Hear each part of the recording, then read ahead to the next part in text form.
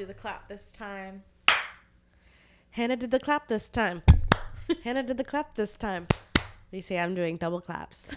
It sounds like you're singing a song about me getting an STI. All right. Well, hi guys. Welcome to What Moms Say. I'm Tess. I'm Hannah. Yeah, and we're just two little girls talking about what moms would be saying. Yeah, that's why we're here. And guess what, guys? I'm still sick. Just kidding. We're just filming 2 intros in one day. So that's why we're wearing the same clothes. Wearing the same clothes. I still sound sick. So if you were listening last week, hi. You can still tell who is who apart. Tess is the sick one, by the way. Yeah, I'm the sick one. Fucking sick. How are you today? I'm the same as I was 30 minutes ago. We're filming the last intro. I know. Filmed. We're filming all this stuff ahead of time because, like we said in the previous episode, Hannah's going on this really long trip without me. So, I'm sorry. It's okay. Yeah. Do you have any mom-related stuff you would like to discuss? No. Our mom is in Croatia. I don't know if I've said this on the podcast yet, but I got a new job. Yay, Tess. So now only one of us is unemployed. Woo. That's so exciting. I'll start applying for jobs when I'm done with all my traveling. Okay. Yeah, I talked to my mom boss today. Your mom boss? My mom boss, yeah. Yeah. My boss who's the mom. Mother boss. Well, because when you work for a family, you have 2 bosses, the mom boss and the dad boss. Yes. It's weird to say my boss all the time because then people start to conflate the 2 people together. I'm like, no, that was mom boss and that was dad boss who did that. Yeah, most people don't have a mom and dad boss. Most people, if they call their boss mom, it's a bad day. Yes, my last mom and dad boss were divorced. So now you're in a non-divorced mom and dad boss situation. I'm so excited. It was funny because I'm like, oh, my parents have never been divorced, but my bosses have. So. I've had bosses that have been divorced as well. You were working for both of them? No. No, then that doesn't count. Okay. Yeah. I know divorced people too. Divorced people is different than divorced bosses, plural. Do you think being divorced makes you a better or worse boss? In my situation, I think they would have been bad bosses regardless of their marital status. It was always doomed. It was always doomed for them to... their temperaments are the reason they got divorced in the first place. Yeah. So it's hard for other people to deal with as well. Well, congrats to Tess on her new mom and dad boss. Thank you. So exciting. They're really nice. I like them a lot. I really like the mom boss. Her name is also Hannah. Yeah. Yeah. It's a good name. I was like, yeah, I'll work for a Hannah. I like Hannahs. Yay. I work with one right now. I kind of get upset when there's more Hannahs in a person's life than just me. I know, and I feel bad because now I have 3 that are not you. Yeah, it's like you're collecting them like some sort of sick freak. Look, Hannahs are just attracted to me because I understand what the Hannah thing is. There is a lot of stuff going on with Hannahs. Hannah lifestyle. There's a Hannah lifestyle, and when I meet a Hannah, they know I understand the Hannah lifestyle because I grew up with a Hannah. Yeah, there's also like brunette Hannahs and blonde Hannahs. This is neither. Okay. Yeah. Wow. Yeah. Wow. Red hair Hannah. Oh. Which actually, one of my friends is also a redhead Hannah. But kind of brown hair, but kind of red hair. She's dyed it before. Okay, I have a friend who after knowing me, made a friend named Hannah who is also gay. And I was like, you can't have 2 gay Hannahs. Oh. But her other friend is like a pretty masculine gay, so we would never get mixed up for so many reasons. We look completely different, have completely different vibes. Have you ever met a Hannah that pronounces it Hannah? No, but people have pronounced my name that way because of, I think, our last name. I had this Hannah Vergult. Yeah, I had this coworker who kept calling me Hannah on all of our like work calls, and I'm like, I don't know. He was American, but he was living in Amsterdam, so I'm like, I don't know if that's what's up with you, or you're like seeing my last name looks like He just wanted to sound cool because he was Germany? living in another country, and he's Dutch. like, I know how they pronounce it here. I'm gonna pronounce it how they pronounce it here because I'm in Amsterdam. Ew. Yeah. It's just crazy. It's so crazy. When you're a Hannah, sometimes people think your name is Anna. When you're a Tess, sometimes people think your name is Tessa. That's crazy. It's really upsetting. I'm like, there's no You should say my name's It's not like Hannah. You should say my name's Tess, no That really confused. There's one girl I know who always calls me Tessa. I've corrected her so many times, and then she said it to me again, but it was her wedding, so I didn't want to. Like, you know what? This is your day, so I'm not going to correct you. But like, you know what, girl, it's fine. I would feel so bad if I kept saying someone's name wrong to their face, and they were actively correcting me. Also, like, we're friends on social media, on Instagram, on Facebook. I'm like, do you not see that it's just Tess? It's never been Tessa. No, I don't like the way Tessa sounds either. It sounds like a bitch. It does sound like a bitch. It's like how there's Hannah's with an H at the end, and there's Hannah's with no H at the end. Yeah, It's very no H is different. crazy. It's very unstable. Because When it's not a palindrome, the Hannah can just fall apart. yeah, and you can't be a palindrome. It's not as fun that way. Yeah, there's no H buffer to keep your name together. And it's Hannah. It's like Hannah. Yeah. Keeps it intact. Yeah. Well, that was really interesting. You're welcome. I am going to blow my nose and then read the story. Okay. I'm going to cut this part out. Okay, guys. Don't mind Hannah being on her phone. She's just being disrespectful to the podcast. Don't mind Tess having to pause our recording to blow her bitch ass nose. Okay. Look, you guys, I am sick. That's not what I want to say. Okay, guys, we're going to read a story. Yeah. Let's unpause right now.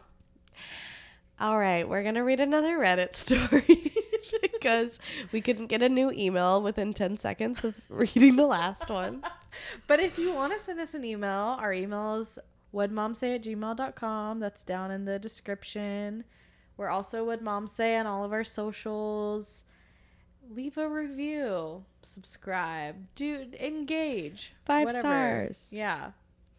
All right, our story today is coming from the Two Hot Takes subreddit, Okay. which is also a great podcast. Love that pod. I love it. It's from 1 year ago. It says, my sister wrecked my car and now she thinks she deserves the insurance payout. Advice needed. I, 22 female, have an older sister, 41 female, who I have a lot of trouble with. Obviously, as you can tell by our ages, we're 19 years apart. We've never been close or have ever truly gotten along because of a lot of differences. For context, my sister has had a lot of issues with drugs for as long as I can remember. She's been arrested multiple times and has almost died from an overdose as well. She also has 3 kids who depend on her and her husband to take care of them. There's a lot of stories I can get into when it comes to her and our relationship, but I'm trying to keep this short. In July this year, I was blessed enough to be able to buy myself a brand new car. Yay! All by myself. I still had my old car, which I still owed about $3,000 on. My sister was in desperate need of a car to take her to and from work. I agreed to let her lease the car from me for a certain amount of money a month. Our mom also agreed to keep the car on our insurance, and she would take over the payments for that. A little over a month into having the car, she wrecked it, hit someone head on. Police ruled it was her fault, and I believe she was even arrested for DUI. She broke her sternum, and with that was not able to work for a while in order to heal. Here's where the issue came along. She's arguing with me and my mom about us giving her the money for the month that she paid on the car. She drove for the whole month, but also the money the insurance pays. I have refused to give her any of the money. Most of it has to go towards paying off the car she wrecked anyway. Also, keep in mind, now mine and my mom's insurance are going up because we have to file this claim onto it. She proceeds to go off and say that nobody loves her and that we would never do anything for her. I could have sold the car and made more money off that, but instead I was going to let her pay me monthly until it was paid off with no interest. She also blames everything on, quote unquote, how she was raised, never taking accountability for the choices she has made as an adult. Everything to her is my mom's fault because maybe if she was raised differently, she would have turned out different. I feel like I'm fighting a losing battle. So, am I the asshole for refusing to give her the money from the car insurance payout? It always makes me sad when I hear sister stories where the sisters aren't best friends and like have a really close bond, because I feel so lucky to have you as my sister and to have such a close friendship with you. So I always get really bummed out when I hear those kinds of stories. Yeah. But obviously I don't think this woman owes her sister the insurance buyout, and it feels like sort of kind of classic addict behavior. Yeah. For her to be, I don't know, she sounds like she's victimizing herself and trying to get any amount of money out of the situation she can, versus being like, I'm sorry that I wrecked the car. Yeah, I mean, she only drove it for a month, and then she doesn't want to pay the money. She wants the money back that she paid for that month, even though she used it that whole month, which doesn't make sense. Yeah. Because the wreck was her fault, and she was drinking, and it seems like she needs a lot of help, and you're not the asshole at all. I mean, yeah, she asked if she was the asshole. Yeah. No, it's your car that you've been paying on for years and years and years. It would be different if, like, she paid for that car for the last 3 years, you know? Like, maybe I would give her, like, some of it. Yeah, but it's like she doesn't own the car and she's not paying the insurance. Like, now the person who wrote the story, now their insurance is being impacted. Yeah, the mom's paying everything's in her name.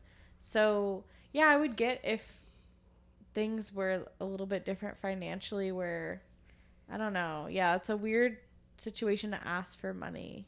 Yeah, if I would like, if I leased a car out to you and you paid money on it for like years and years, but not the same amount of years I did, I would probably give you a percentage of the payout, right? Because I'm nice and that makes sense to me if it was this kind of situation. But this is like, she totally took advantage of your help and drank and then crashed the car. Yeah, and your insurance rate going up, that's going to be on the record for a couple of years. Like, you're going to be paying for the crash in more ways than one.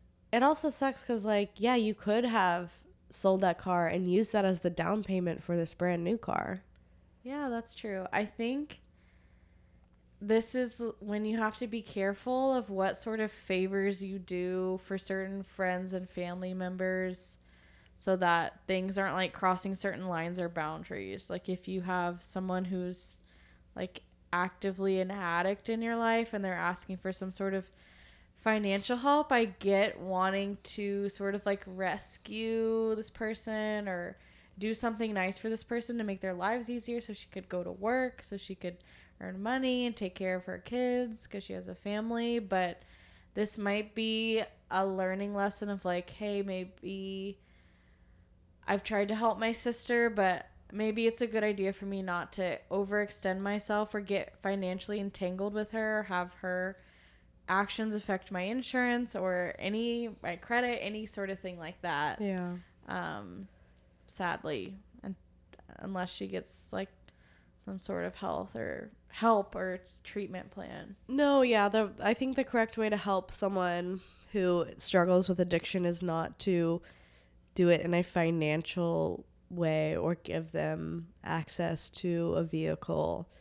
It's like there's other things you could do, like I can help you watch your kids one night, or like I can take you to an AA meeting, or like there's other stuff you can do, because she clearly has like lost the trust to be able to handle big things like this. Yeah. Someone says, "You are not wrong for refusing to give her the insurance payout. She wrecked your car, and the insurance is meant to cover your loss, not reward her mistake. Her choices led to the situation. It is not your responsibility to fix it or pay her. Stand your ground, especially since you covered the loan and repairs on your own." Yeah. For sure. Yeah, definitely not the asshole here.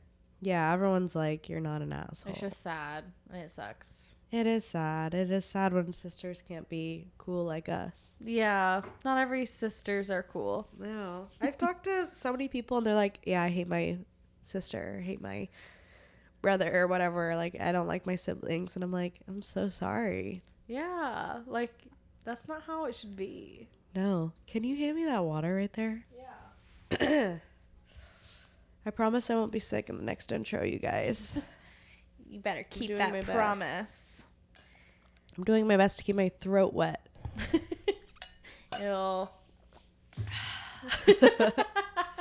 That's what helps, man. Otherwise, it's like, also trying to stay away from you. Yeah, don't get me sick before my travels. I know.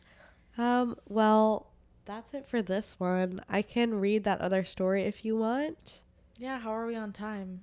We are 17 minutes in. Let's see if we can rip one out real quick. We have one more story that's a little bit shorter. This is from 3 years ago. It's also from the Two Hot Takes subreddit. So thank you, Two Hot Takes, for having a subreddit. Am I the asshole for refusing to hold my sister's baby? I, 19 female, and my sister, 26 female, don't get along. We were close growing up, but things started to change when I started getting older. I was 10 at the time, and my sister and I were talking about RuPaul's Drag Race and started talking about the LGBT community. She said verbatim, "If I ever find out you're a lesbian, I will kill you."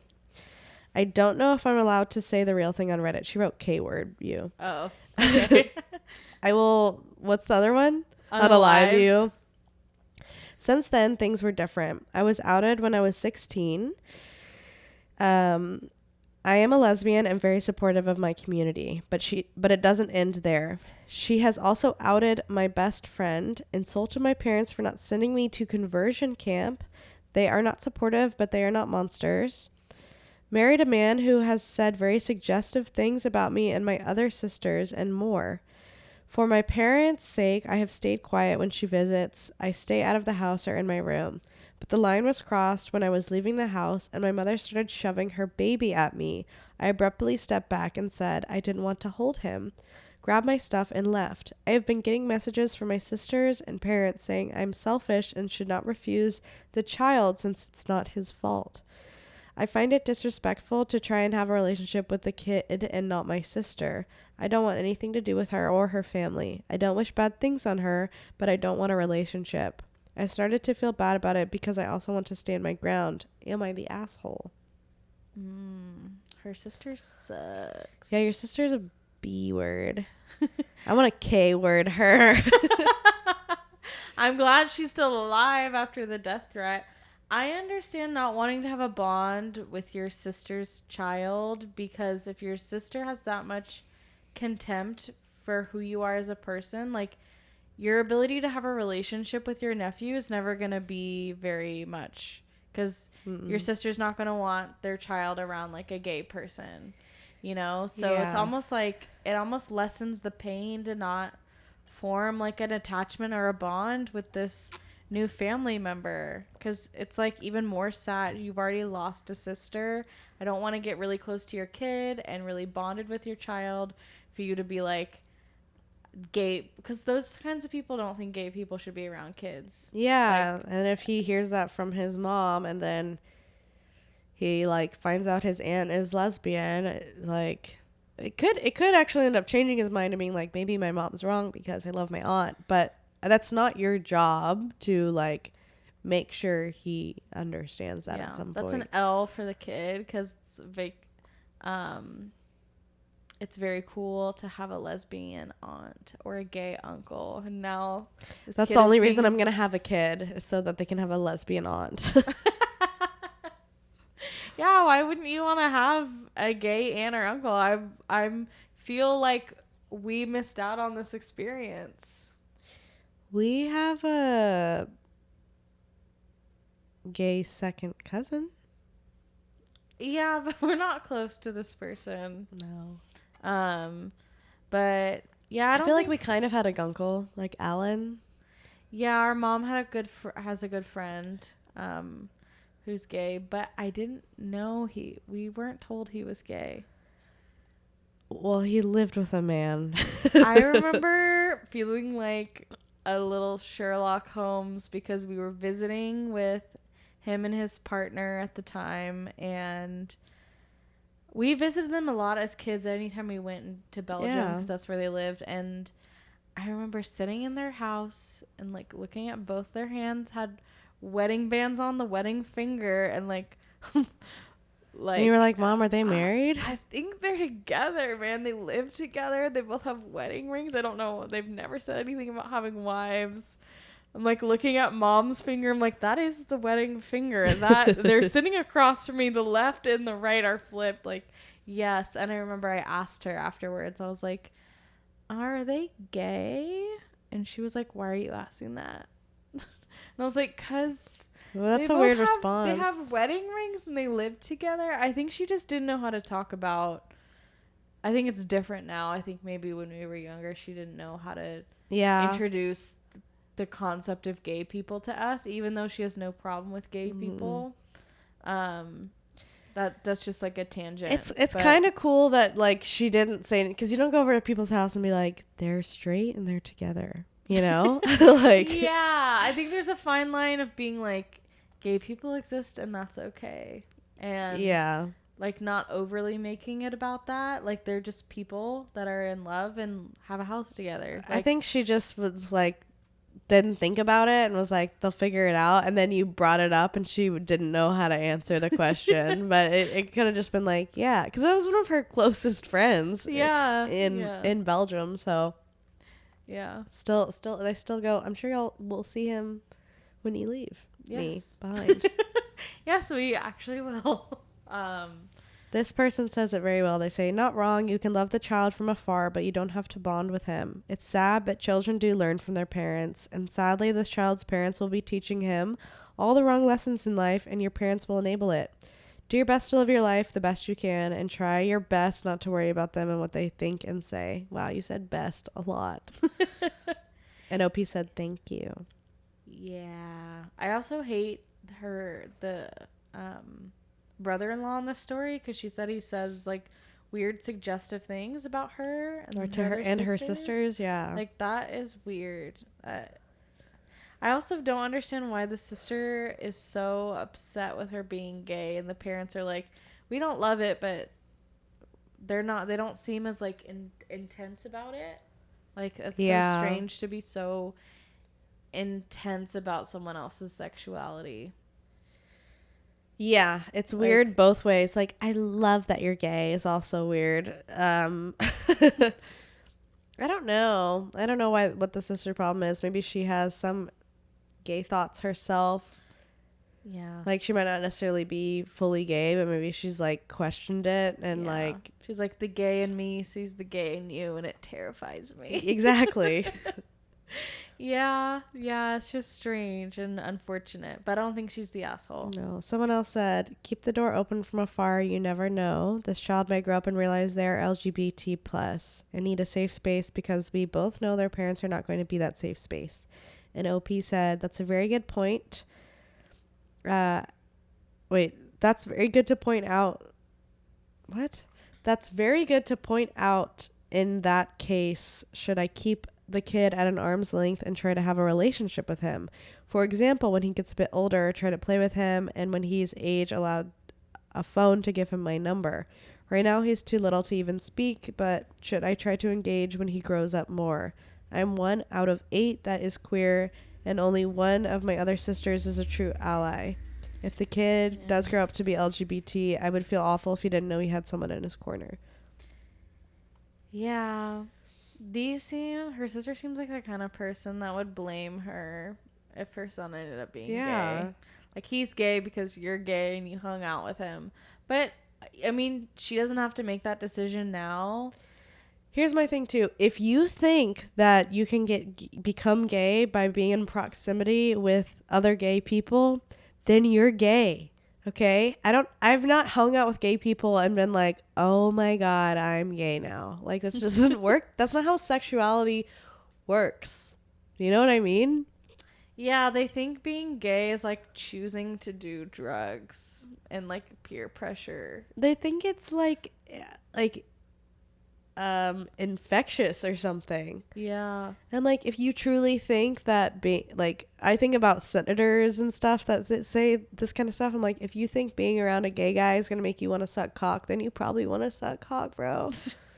Yeah, it's true. Like, it's too tempting to be around other gays. I guess I've never hung out with like gay men or lesbian women and been like, I really want to munch puss right now. Like, it's just not. Yeah, it's not how it works. It's not how it works. Yeah, but play it by ear. Maybe you'll have a relationship with this kid, maybe not. But yeah, you can kind of do whatever you feel most comfortable with and put yourself in a situation where you feel most safe. It's nice of you to like be open to being that person for him if he does get older and needs someone to talk to, but I also want to say, like, it's not your responsibility to make sure that he's raised a certain way, especially when the person raising him has treated you like shit. Yeah, you'll know in a couple years if he's gay, then you can decide to intervene. We didn't know about you. Yeah, if he starts tap dancing around the house, then maybe you have an inkling. I don't know. Sometimes with some kids, you can kind of see it. Yeah. And others, you don't know. Yeah. All right. Well, that is it for our stories. Yeah. Send us your own mom stories or sibling stories. We're here for all of it. Yes, please. We'll have the email in the description. And as for our guest today, I'm so excited to have her on the podcast. Our guest today is a newer female voice in the Houston comedy scene, and I'm just really happy to see more women like starting comedy in Houston because it doesn't happen that often. And she's absolutely amazing. She used to do improv. Now she's doing stand-up. She used to be Mormon. Now she's not doing that. Yes, she gets into it. She was very vulnerable. It was a really interesting conversation. Yeah, I love her a lot. So please give it up for Blythe Payne. Life's a bitch, Hannah's gay. Tess got too many bills to pay, so they get together with Lily May and ask each other what mom say. They ask each other what mom say.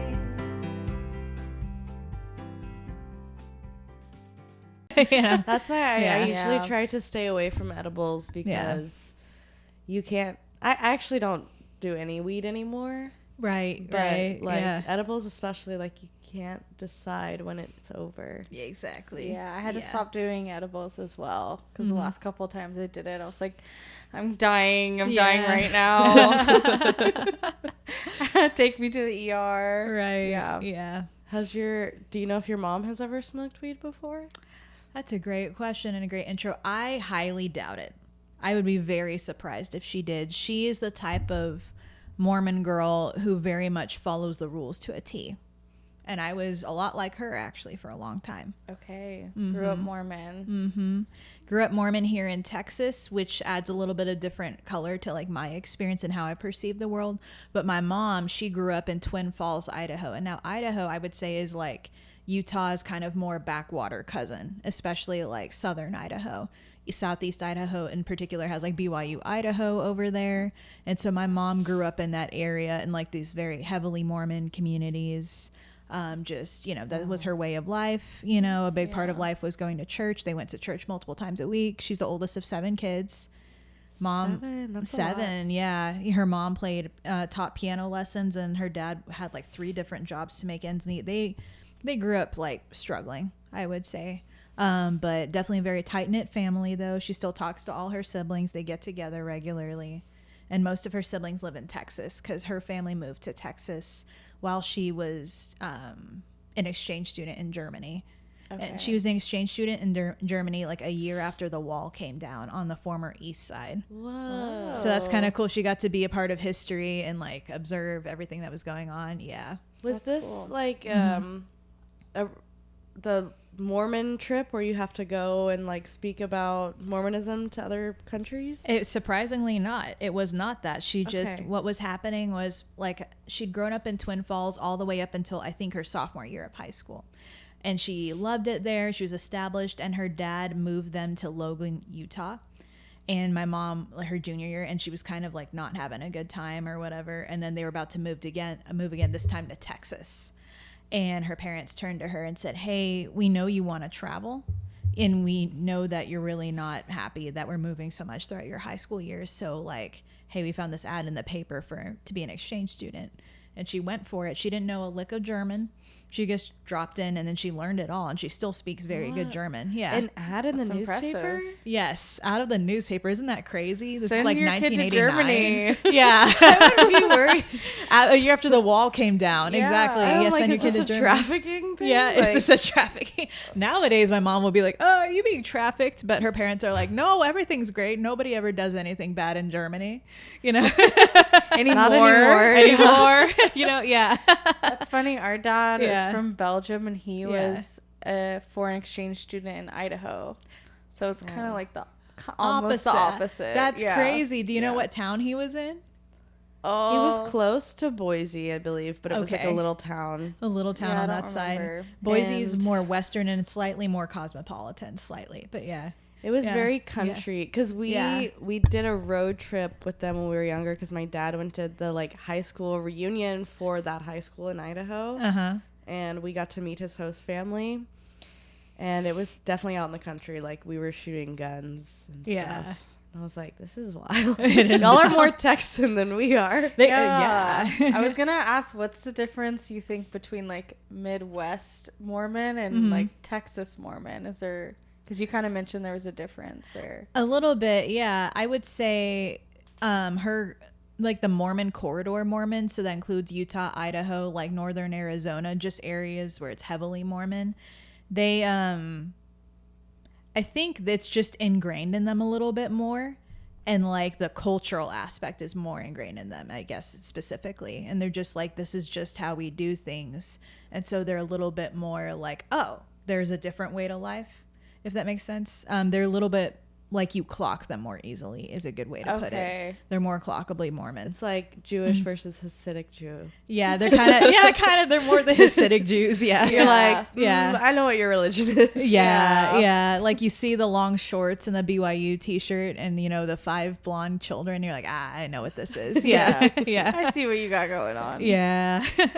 Versus growing up in Texas, I think because, and like the people in Utah would call growing up anywhere outside of the Mormon corridor, they would call that growing up in the mission field, because you're growing up in areas where missionaries go to convert people. It's like it's war. It sounds like it's war, but that's especially old-timey Mormons. That's what they call that. And so, yeah, wild. it is wild. Yeah. Like, yeah. And so growing up in the mission field, right. It was more like, I'm one of the few Mormon kids in my high school, but yet like, and there was enough of a Mormon population where I had Mormon friends, right. Outside of school, but it was more isolating, I think, being Mormon. Yeah. Interesting. Than I think my mom's experience, because she had that big community. Yeah. And so she didn't feel the isolation from it. She felt like she was a part of something bigger than herself and her whole family. You know what I mean? yeah. And whereas for me, it felt very isolating and like Yeah. isolating in a way before I realized what was going on for a very long time. You're kind of the odd one out, I feel. I was 'cause the odd one I remember out, in yeah. school, like, if you knew someone was Mormon, you're like, Yeah, They're exactly. different. Yeah. But you know what? Like, Yeah. do you remember my Girl Scout troop leader, Yeah. Miss Hill?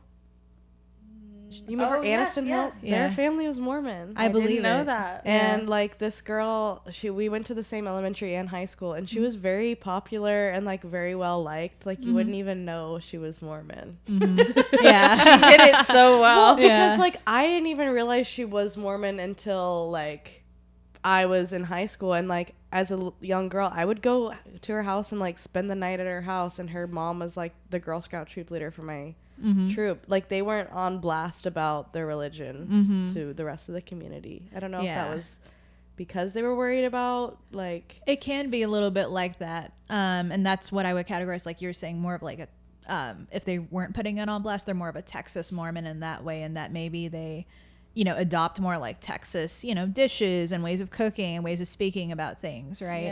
Yeah. But then you're like also very hyper aware, I think, of how you're perceived. And so you're not always wanting to put it on blast. I got a little bit of both because my mom grew up in Idaho. So her attitude is like, why not put it on blast? You know, what do you mean you don't want to put this on blast kind of a thing? And then my dad converted. He grew up just a regular Texas guy. He's from like Jersey Village. Yeah, we talked about this. we were talking about this the other day. And I was like, men will do anything for pussy. Yeah, they will do anything for pussy. And a lot of people want Mormon pussy. Anyway. It's coveted. It is coveted. Not just anyone can get in there. No, you're usually. right. No, You no. have to jump through a lot of hoops and covenants to get to that Mormon pussy. Yeah. Wait, so what was he before? Sorry, I think Just like a regular, like he went to the Lutheran church a few times, but other than that, like he went like fishing on Sunday. You know what I mean? yeah. Okay. Did he really take to it? He did. Okay. He really did. I think for him, This is great. Yeah. She's doing everything. I think that's how he felt. I think for him, Mormonism really represented like this wholesome family life that he didn't get. Yeah. And especially for him, like the lack of drinking and, you know, and everything and like all the boundaries, I think that was very attractive to him. And he's like, oh, you know, if I follow all these rules and I live this life, then I will get this family that I want. Okay. Yep. Yeah. There is something nice about that idea, I will say. Yeah. If it can work for you, and some people works very well for them. But yeah, then you have this nice family life. But, you know, there's lots of terms and conditions that come along with it. So yeah. Do you have siblings? Mm-hmm. How many are you? I'm the oldest of 5. Okay. Only one brother is still like believing Mormon. I like pop in and out sometimes a little bit when like my parents are around. I'm not mad at it as much anymore, so I can kind of pop in and out a little bit. But I definitely don't believe it. And I obviously like do stuff that's not very Mormon, you know? Yeah. You like drink coffee and stuff? Oh yeah, I drink coffee, you know. That would be so Yeah. hard for me not to do. Yeah, it was my first cup of coffee at 26. I remember it was a caramel macchiato. Ooh. Yeah, That's a good one It is a good one. to start off. Yeah. Well, they tell you order something sweet because you're not going to be able to take black coffee the first time. In fact, in all these ex-Mormon like Reddit threads, they have whole threads telling people what coffee and what alcohol to try first. So a lot of Mormons will try Moscow Mules first. They'll try caramel macchiatos first because they're very like approachable drinks. These are all things Yeah, it's I like- like and have always been able to have. Yeah. Too. Like I don't like black coffee. Yeah. I know, I was about to say, I'm like, I drink like a Mormon. I'm like, I don't want to taste the coffee. I don't want to taste the alcohol. I want it to be sweet. Yeah, I don't think coffee or alcohol tastes good. I don't know what people are thinking. Maybe I should convert. Okay. So what made you leave, and kind of how was your mom's reaction, family's reaction to that? Thank you for asking. Yeah, there was like I feel like for me, my leaving was a slow buildup over many years, because like I kind of equated earlier, my mom and I were both kind of rule followers for a long time. So it took a lot for me to get there to even think about, oh, is this even the right thing? You know, years of like, I remember in high school, we were reading the Old Testament. And if you're familiar with the Old versus New Testament, like the Old Testament God is very like vengeful, vengeful and kind of evil. He will be like, yeah, you can rape and pillage this village because I said so. Yeah, the Old Testament scared me. I thought Yeah. God was going to ask me to kill someone in my family. Yeah. Because he does that. It's like Jekyll and Hyde. It is very much Jekyll and Hyde, Old Testament versus New Testament God. And I remember thinking that in early morning seminary and be like, something's off here. Like I would have some of those thoughts a little bit even at that age, but then I would kind of squash them because I'm like, that's too much to deal with for me to think outside of this thing I've been brainwashed to believe, right? It then, almost makes it sound Yeah. like God was like an alcoholic and then he went sober in the gonna New flood it Testament. all. Yeah. like he got help and then Yeah. he like went through therapy and he's like, He had I a actually son. love you guys. Yeah. He settled down, had a Yes. family. Yeah, he had the son made him reevaluate his life choices. He still Yeah. kind of killed his son, though. He did. He didn't kill his son. Yeah. The Romans The did. Jews did. Oh, the Jews did. Jesus was Jewish. I know. Crazy. Crazy. What a crazy book. I love all people, by the way. That's just what happened. It is literally what happened, and we could get into it. But I was having questions like that early. I get into college. I went to Texas A&M instead of BYU. And so I'm, again, around people who are not Mormon, and I meet gay people there, right? And I meet other people, and like interactions with them make me question things like the church's view on gay people was a big one, or general social issues. Black Lives Matter. I remember we're having some of those first like big protests during those years. And I was thinking a lot about things like that in its relation to the church. And then, of course, feminism as well, as I was like, I'm here in college getting this degree, and I'm told over and over again, eventually you're going to have to settle down and be a mom, you know, and like quit all this and leave this behind.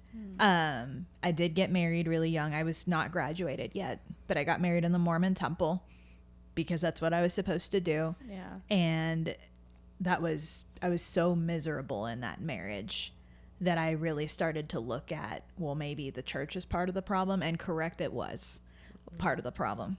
I think I'll go there. Okay. I was going to say, this is getting into some really deep lore. The church, the Mormon church, one of the really negative side effects of it is its teachings on like sexuality in general. It really demonizes masturbation or pornography of any kind. And so like I came into my marriage and didn't know like my husband was low-key addicted to porn. Oh, shit. Oh shit. And I had to like deal with that. And especially as like, and I know this is intense. I'm looking at Tessa's face like, this is intense. Yeah.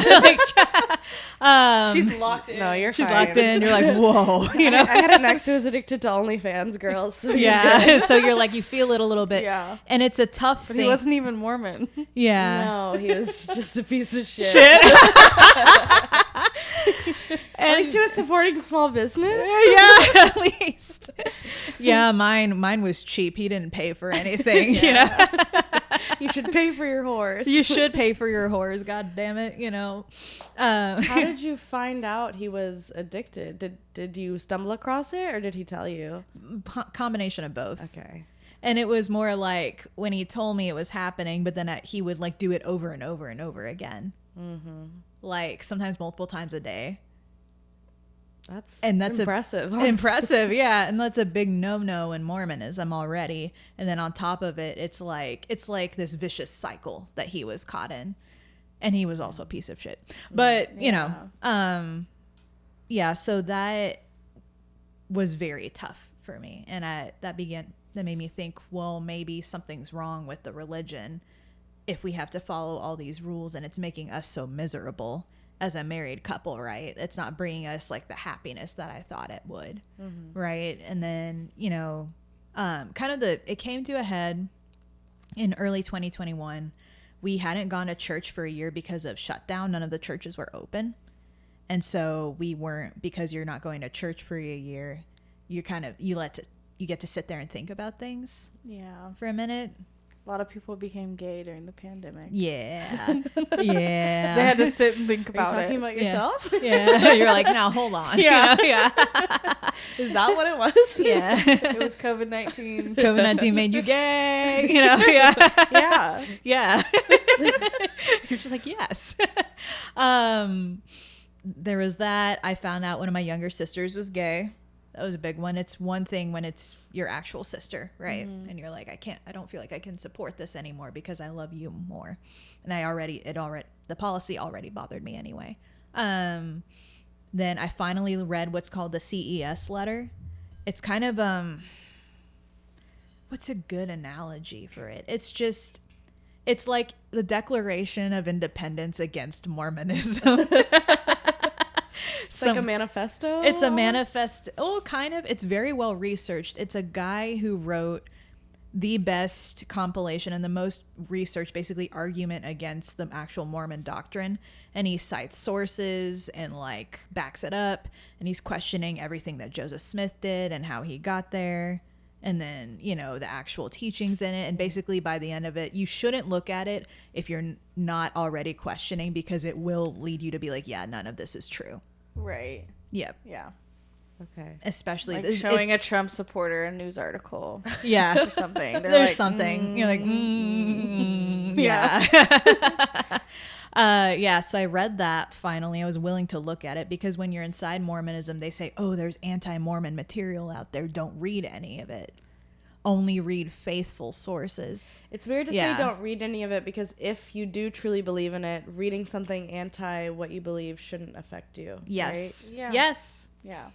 Yeah. Like I hear, like, go back to the politics thing. If I hear like conservative speak that I don't agree with, I'm not like, I guess they're right, you know? Yeah. Yeah. Yeah. That's a great analogy for it. So that, and then they like excommunicated a therapist that was Mormon for being slightly critical of the church leaders, and she was like teaching actual like healthy sexuality because she was a sex therapist. Okay. And not what Mormonism taught, which was like anti-masturbation of any kind, like anti-gay, you have to get married to do it, and no education going into it. And they excommunicated her for that, and I thought that was very sus. And and then I also had like a miscarriage too, and the way Mormons were reacting to it was like, I thought, very inappropriate, because they were trying to bypass the grief. That's one thing I learned from Mormonism, is if you believe you're gonna see everything, like your whole family again, right? Like you're for sure going to meet them in the afterlife, they kind of don't take grief seriously or appropriately. Mormon funerals are very, very strange, because they're all like smiling and like, we'll see him again. This is great. And so you don't grieve anything properly. It's like they're just pushing it to the side. Like Yes. They don't want to deal with it. And then you have this wash of toxic positivity over it. And I was at a point in my life where I wasn't doing that with anything anymore. Yeah. And the way some family members, including my mom, since this is about her, this was a moment that I was angry at her for a while. She heard me like going through the process of miscarriage, and then she kind of like told her whole family about it in graphic detail. And I'm like, what are you doing? And I think in her mind, she was just like sharing, like, trying to get them to connect to me and like get to know me better. But she doesn't realize she was just like sharing vulnerable stuff about me without my consent. And they're all like, wow, damn, and that was about it. Yeah. So that was something my mom and I had to work through for a while, of like, hey, when I tell you something, I don't want you to turn around and tell everybody about it. Because in her mind, she wasn't doing anything wrong, and she genuinely thought, oh, I'm like helping you. So other people can talk to you about stuff. But the thing is, they never did. Yeah. You know what I mean? You don't Yeah. just bring that up to somebody. You don't. Yeah, like let me describe in detail this trauma that happened to Your someone. mom told me about that horrible thing. Yeah. Which has happened to me a few times, and I'm like, what the fuck? Like, no, I was not prepared to talk about this with you today, Gladys. I also feel like some moms can be kind of gossipy. Like they don't realize it. And then all of a sudden, because I remember that happening to me like as a teenager and stuff. Like I could hear mom talking about me on the phone to like friends or her sisters, and I was like, like, I told told you that in confidence. Yeah. Or it's just like her and I were having an issue and she's telling them, I'm like, don't tell them that I'm a bitch. Like, that's embarrassing. My least favorite is if I whispered in her ear, like, where's the bathroom? And then she would loudly be like, Hannah needs to go to the bathroom. Whereas I'm like, I don't want everyone to know I have to pee. Tampon. Yeah. Oh, my mom would, like, I think I was 19 in college and my mom came to visit and she turns to me and she's like, do you need to go to the restroom? And I was like, I'm 19. I can go. And she was like, I could tell she didn't mean it in a harmful way. She was like embarrassed. She's like, oh, my bad. Right. You know, At that age, you should know when you need to go. but at that age, you should know. And I'm also the oldest. And I had so many younger siblings too, that I think she was just in the mindset of a while of like not realizing that I was an adult, if that makes sense. Yeah. You were still her baby. I was still her baby and I still am her baby. Very much so. Yeah. But we all grown up now. Go ahead. I was going to say, do you feel like all you and most of your siblings kind of went through this process at a similar time, or like that bring y'all closer together? It did bring us closer together. My 3 youngest siblings left before I did. Okay. Gen Z knows what's up. Gen Z doesn't, yeah. Gen Z is like, we're not doing any of this, yeah. And so within that COVID period, they were all kind of like, yeah, we're done. Yeah. We're done. They didn't, because they didn't like go through the temple and like get married and do a lot of the steps that I did well into adulthood. It wasn't quite as hard of a transition out, but they still grew up with it, right? So it was still difficult, and it definitely brought us together to hang out, smoke together. We've had some adventures. Yeah. Nice. Yeah. That's good. It's nice that you have other members of your family that are like on the same page as you. Yes, that is really nice. Because it can be really lonely, right? I have a few uncles, aunts, and cousins who are also out as well. But the majority of them are still in. And so it's an interesting dynamic when we do all get together of being like, all right, y'all aren't going to freak out if we drink coffee, right? Okay. We can still play board games. We can still bake pies together. We can still do the same stuff we always did. Yeah. But maybe we're not all going to go ham about, scripture study. Yeah. If you want to do that, you can go do that over there, kind of a thing. Yeah. So how was your mom's reaction to having like pretty much most of her kids leave this church that she's like very ingrained in? Yeah. I think she did a lot of the grieving privately. I didn't see a lot of that. But I do know we did have like a big argument about it at one point. I do know that it was tough for her. I will say my dad told me at one point it was tough for her because she was so ingrained in it. And she's like, I feel like I did everything right. Why is this happening? And so I know that she had to do a lot of like soul searching and like, Was it, did you leave like right when you got divorced, or was before? Before. Okay. I thought that leaving would partially help some of the marriage problems, and it did a little bit. Did he leave with you? He did leave with me. Okay. Mm-hmm. Interesting. Yeah. It's like, I would still like to have my porn addiction, but I don't want it to be the reason I'm in trouble. I don't want to feel guilty about this. That's a funny thing, because that's what was going through our heads too. And I thought that us leaving might like help him chill out about that a little bit. He did chill out just a tiny bit, but he was still like too much. Like if it wasn't forbidden anymore, you thought like he'll be more normal. Yeah, I thought so too. But even like the last year of marriage, I would like come home from work or something and be like, hey, I'm in the mood, or even text him like, I'm in the mood, want to see you later. And he'd be like, oh yeah, I already jacked off. And I'd be like, sexy. Yeah. And I'm like, what the hell? I'm trying here. Yeah. Right. It's difficult because like in a situation like that, it's not even your fault or about you. Yeah. You should have gone to see that woman who was excommunicated, who was a sex therapist. I feel like that would have been really helpful. It probably would have been. Or like a great person to talk to. Mm-hmm. Yeah, you're right. It wasn't even about me, but it felt like it was about me. Like there were times, I think he wasn't always good at hiding it. One time I came home and there were like tits on the computer.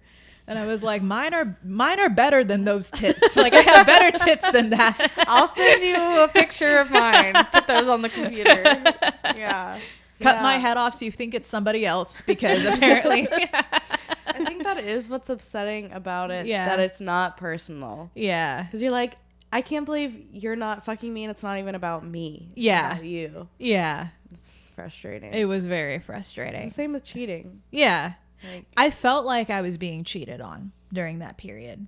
Yeah, it is Yeah. kind of a betrayal for sure. Yeah, I was told that I had betrayal trauma or whatever. But I mean, you know, and I say whatever because part of what also let us out is they were like, okay, he has this problem. Let's put him in this 12-step program that the church runs.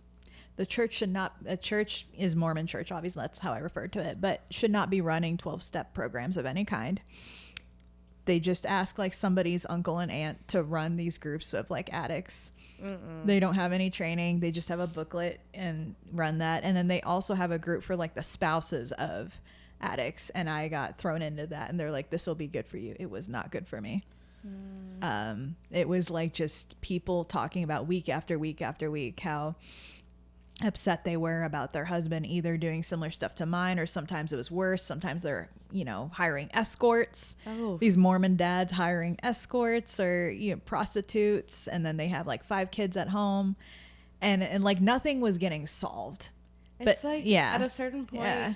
you would want these people to realize, like, hey, maybe all the shame around sex is what, like, caused this these- in the first place. Yes. Yeah, exactly. Yeah. they had to, like, hide and like only do things a certain way, you know. It's the same. I think it's the same in like all really intense religions. Yeah. Because all religions have their like super intense versions. There's like cool Christians, and then there's like scaly ones. Scaly ones. Yeah. The scaly ones that are like, oh, I had an aunt tell me that sex should only be for procreation. Yeah, she also doesn't have kids. I know. You're like, That's why I was like, is that why okay. you're so upset all the time? She's probably gay, honestly. I don't think she's gay. You don't think so? Yeah. Because I've noticed sometimes the ones that are the best at following those rules turn out to actually be gay. They're like, yeah, I don't want to have sex with a man.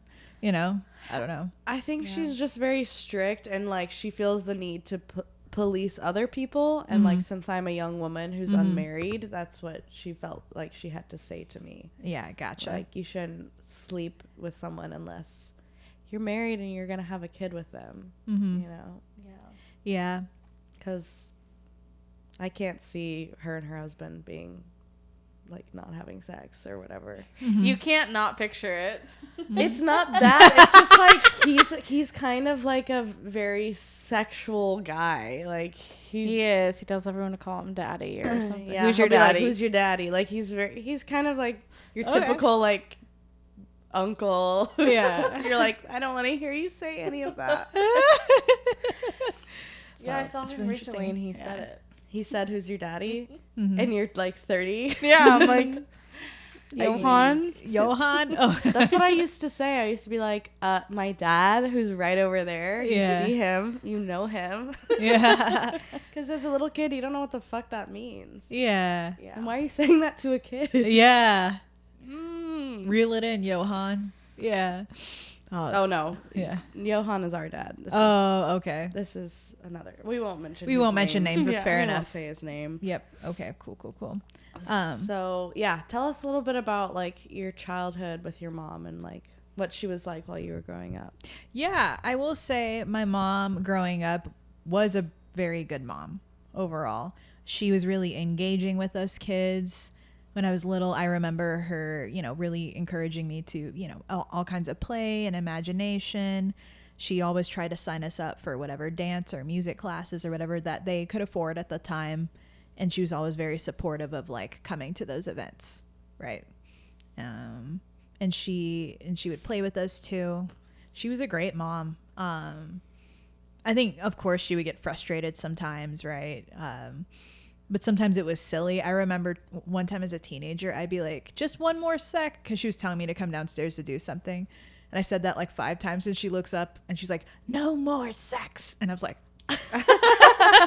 and she's like, you heard me. And I'm like, yeah.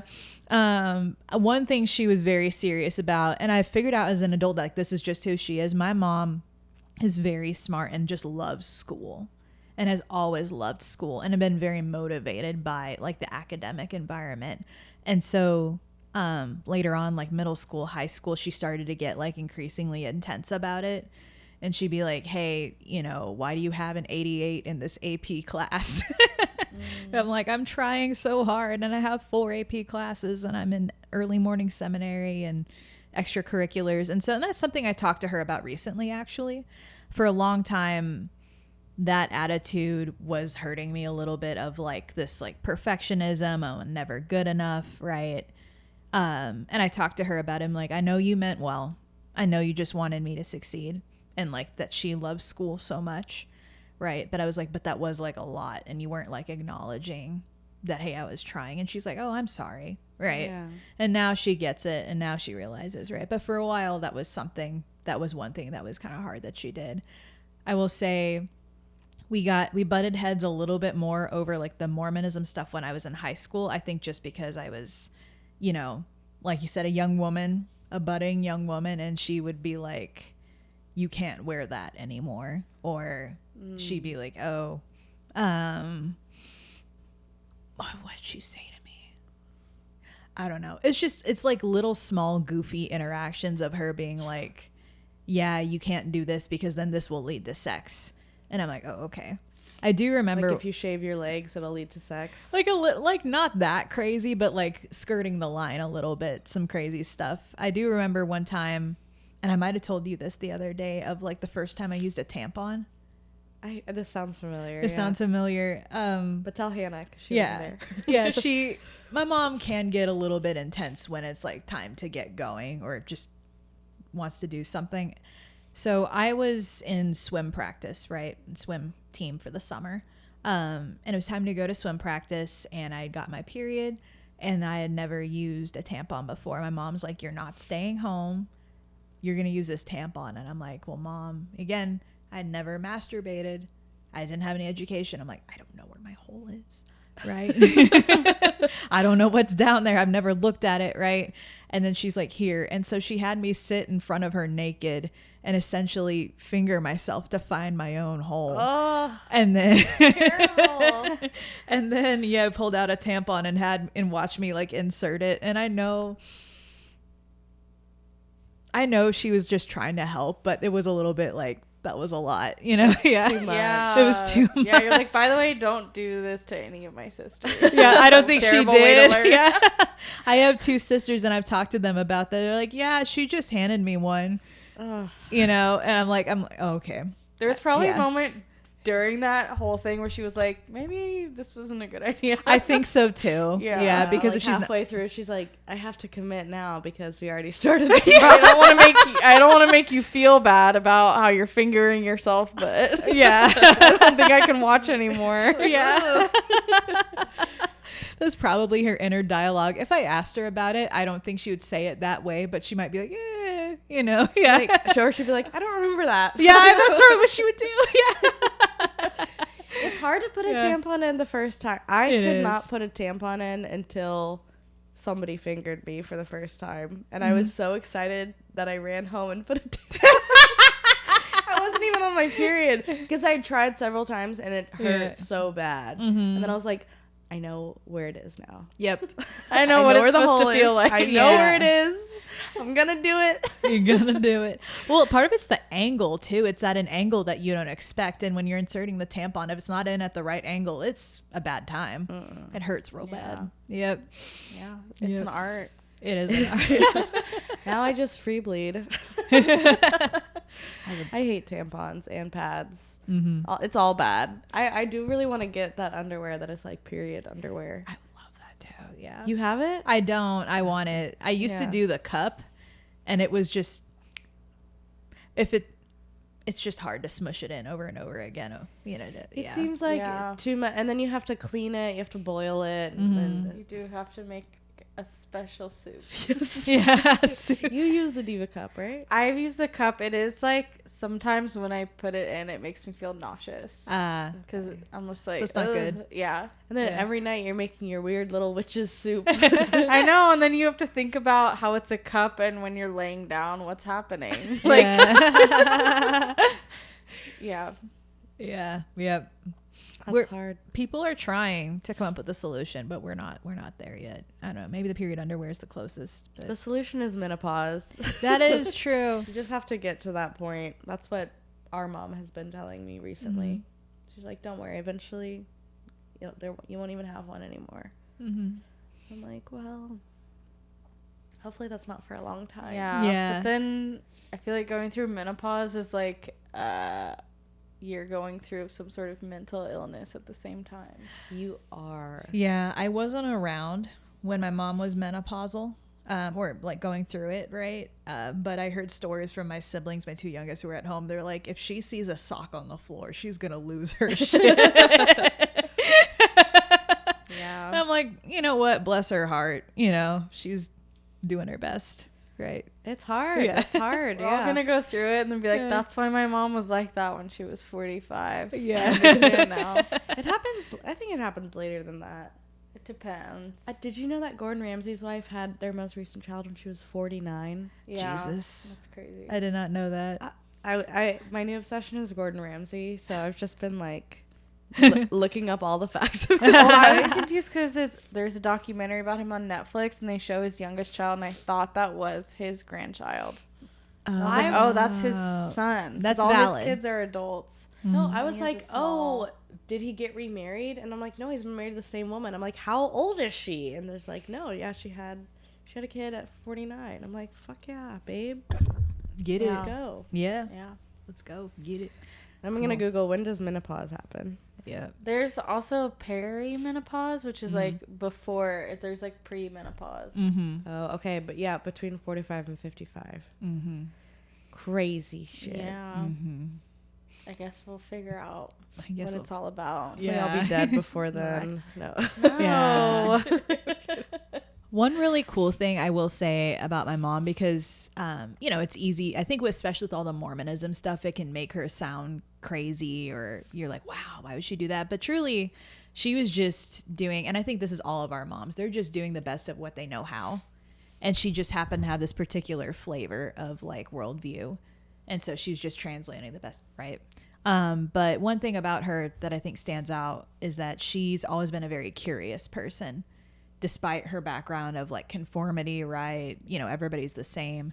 She's always interested to get to know people who are, you know, from a different culture, have a different worldview, and she will genuinely sit down and ask them questions and she's just trying to know. And I think that's cool. Yeah. You mentioned she studied political science and now she's going for her master's. Mm-hmm. So she's living the dream back in school. She is living the dream back in school. It's been very cool to like see her now that she's back to school and doing what she's always wanted to do. I feel like our relationship has healed a lot actually since then. That's awesome. Yeah, and she's been surprised that her kids have been so supportive of her. And I'm like, why are you surprised? Like, you were talking about it the entire time we were growing up. That she's like, I love you guys, but, you know, I wanted to go on a mission. Then there was a more mission, the trip overseas that we were talking about. Or like, I wanted to finish my degree and be an international journalist, you know. And then I would feel guilty about that a little bit because I was the kid that made her stop everything, right? But, you know. I feel like journalism may have taken her like away from the Mormon church. It might have. Like the Johnny Harris story. It is. She might have been out. Maybe. Because I think if you're like that inquisitive and like trying to understand why the world is the way it is, like religions just in general start to fall apart. Yes. Like all of that conformity into a certain thing doesn't make sense in like a region where like whole families have been torn apart over like certain religions or certain divides between religions. You're like, what is even the point of this? Yeah. Yeah. What is it? Yeah. I could very easily see her being like Johnny Harris Yeah. had she gone down that route. Yep. So, I mean, I guess good for She might still. She Yeah, it's not could, too and late. it's not What's too late. her goal for getting her master's? Is there like a certain field she wants to be in? She wants to find, she's not sure yet, but she has talked about like demographic research type of a thing. Yeah. Okay. And like, and kind of putting together like action plans for communities to, you know, I don't know whether it's, you know, improve education in the area, improve literacy, things like that is what she wants to do with it. I don't know what the technical term for that is, but that's kind of cool. Yeah, that is Yeah. cool. Yeah. That's super cool. Yeah. It's never too late to go follow your dreams. I will agree. It's never too late to go follow your dreams. Exactly. And so Yeah. I've been unbelievably proud of her. Yeah, that's cool. When did Yeah, you start comedy? About this was February 2025. So about the same time that she was going back to school. But you did Yeah. improv before then, right? I did improv before then, and Yeah. she's seen me do improv. And with improv, improv is fun, but it's not the same weight as stand-up.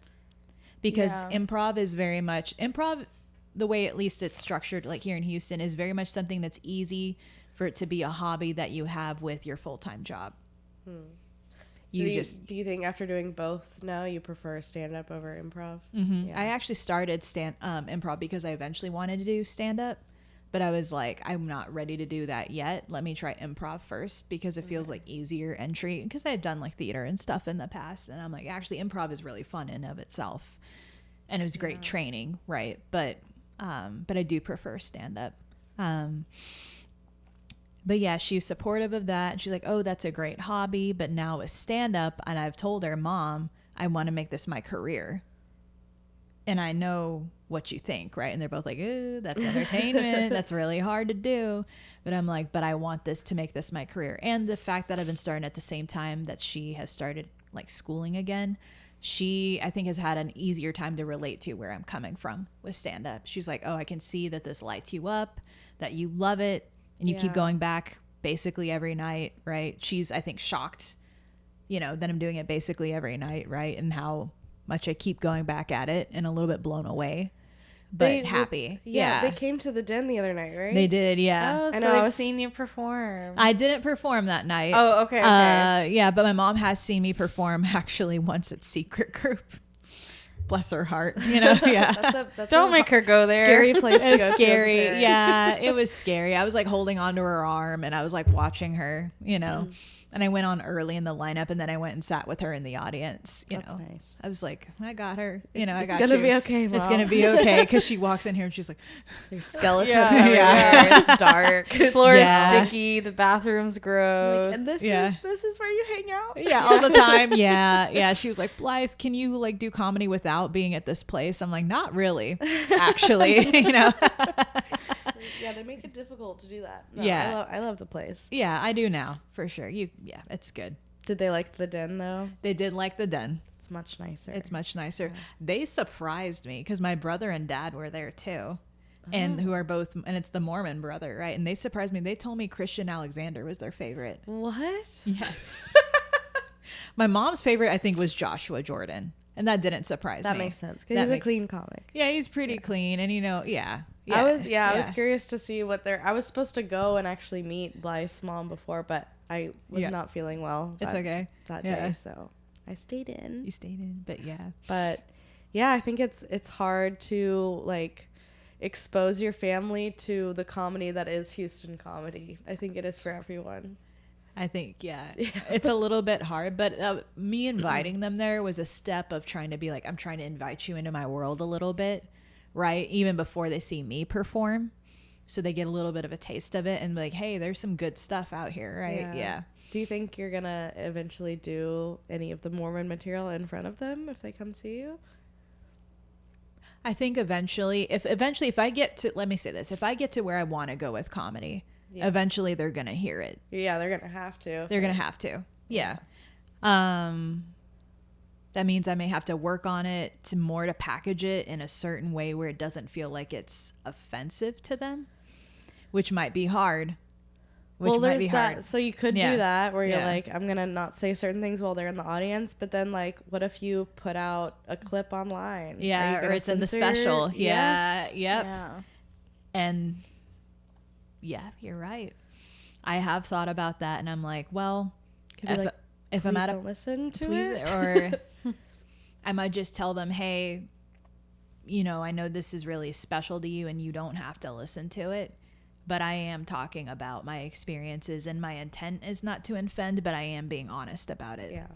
Is how I'd phrase it. So you can listen if you want. I won't be offended if you don't, Yeah. is what I would say. absolutely. Yeah. That's hard Mm-hmm. to broach those subjects. I have a new joke in my set about my boyfriend, actually. And I mentioned this to our parents, and he was like, I can't believe you told them this thing. And I was like, oh, well, I have this whole bit about it in my stand-up. They'd hear it eventually. And he's like, it's okay.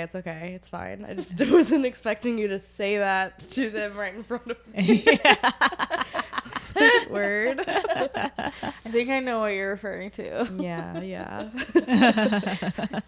But, sorry, I was like gonna go somewhere else, but I can't remember what I was gonna say. You're good.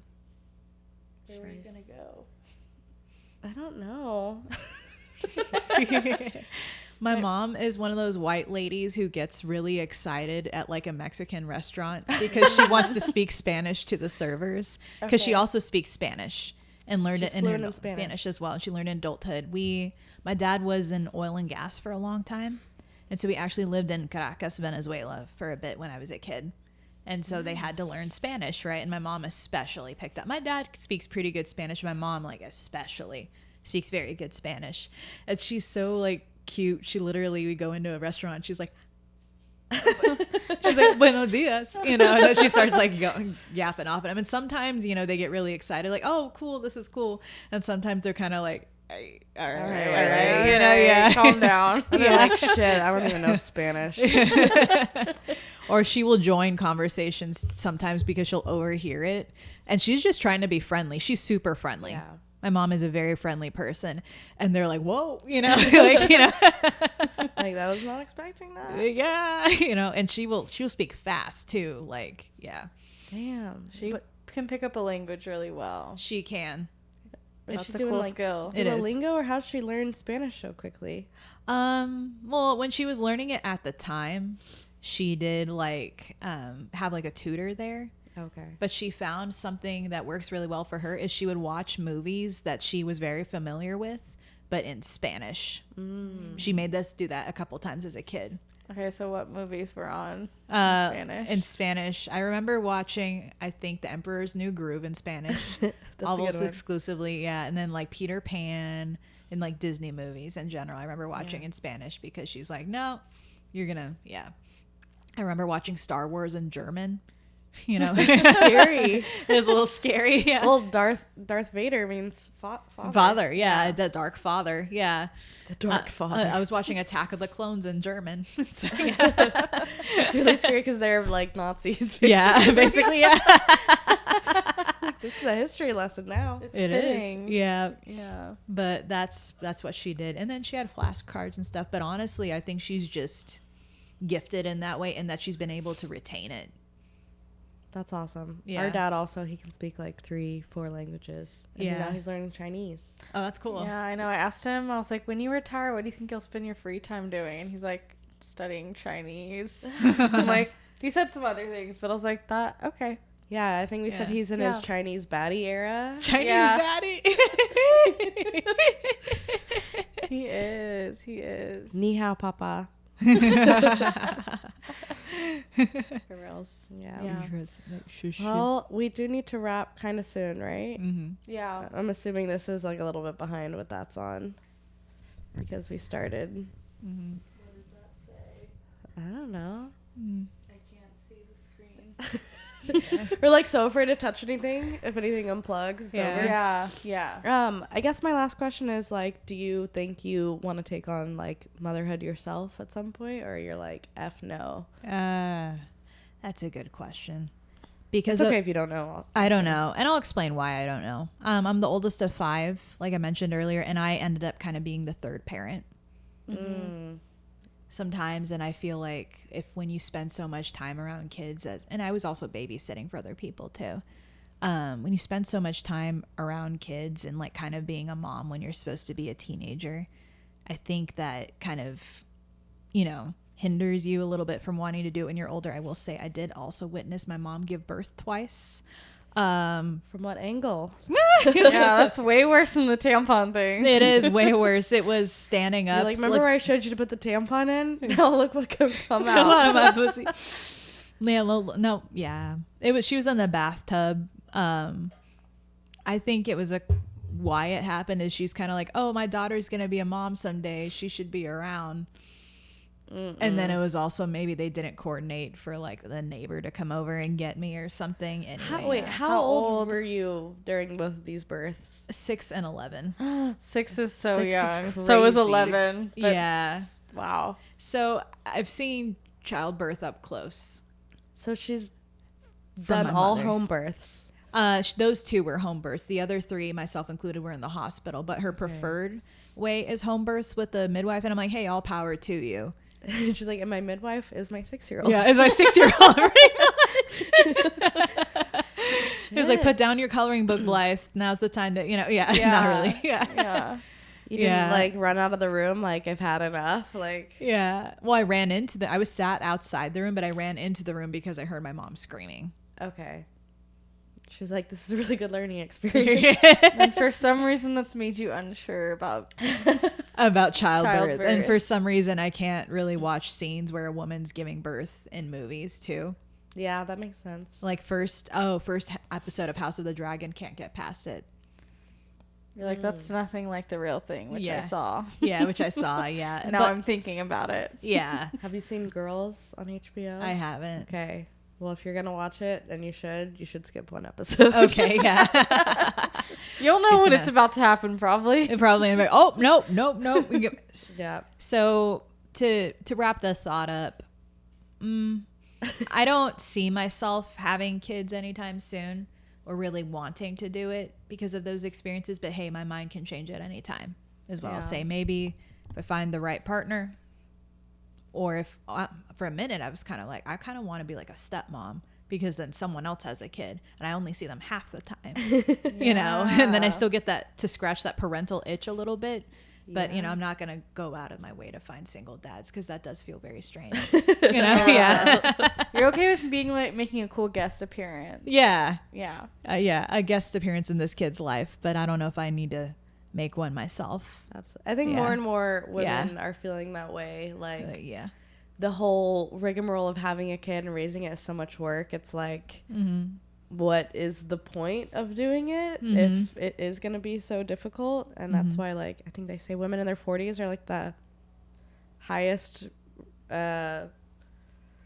what does it mean when a percentage is going up? What's the word for that? Highest earner or like That is the group where like births are like increasing the most is Yes. women in their 40s. that is true. We've and seen like that all the trend. other ones is going down because like what the fuck, like nobody has money in their 20s and 30s. Yeah. And in their 40s, they're like, well, now I can afford any health treatments I might need to make it happen too. Yep. Yeah. Yep. So that makes sense to me. And also they're like, well, if they get to live life for a minute, right, then they don't feel like something is being taken away from them, which is something my mom will never say that she regretted having me. But there was a minute where, something was taken away from her for her to raise kids. Yeah. She did have to make a lot of sacrifices. You want to be able to like go out and live your life in the same way that like men do. They get to Yeah. A piece of your identity is forever gone. Yep. It's true. listening to what mom said. Yeah, that's what mom say. Can I leave? I have a final story that I would like to share if that's okay. Yeah. Leave on a final note is what I meant by the statement. So when I was right after I was leaving Mormonism, I was like experimenting with psychedelics for the first time. That's something a lot of people do when they leave cults, is to try to like reprocess everything that was going on. And I was at that time, very angry at my mom. I had a period of several years where I was not getting along with her. I had a lot of like built up anger. And I remember I took like the hero's journey of mushrooms. And so I took like 5 grams in the woods. It was there tripping all day long. My ex was babysitting me. It was a difficult trip. And I remember thinking maybe I'll see God, maybe I'll see something here. And I didn't see God. I didn't meet God, but I did see my mom in that trip. Aw. And that was really cool. I remember I saw her because we were out like in the woods, and I like saw her like just like hiking in like this green jacket that I know she has. And I know she likes hiking. She likes being outdoors, right? And I just like saw her like being herself for a minute. And I think my brain let go of a lot of stuff in that moment, and it would like recognize, hey, my mom's a person. Ultimately, all of our moms are just people. I love that. Yeah. I also Yeah. kind of feel like our moms, in a way, are our gods. Like, they That too. create us. I was They thinking that created as us. well. Yeah. God is a woman. God is a woman. Yep. God is a woman. God is a woman. Yep. Well, thank you so much for coming on today, Blythe. Do you can you tell people where they can find you, or if you want to plug anything? Sure. Yeah. My Instagram is Blytherin, BLYTHERIN. And yeah, I'm just doing all kinds of stuff all the time. Yeah. Go check her out at the den. Yep. At the den or secret group or whatever I'm doing. Yep. All right. Thanks for listening to another episode of What Mom Say. We'll see you guys next Thursday. Bye. Bye.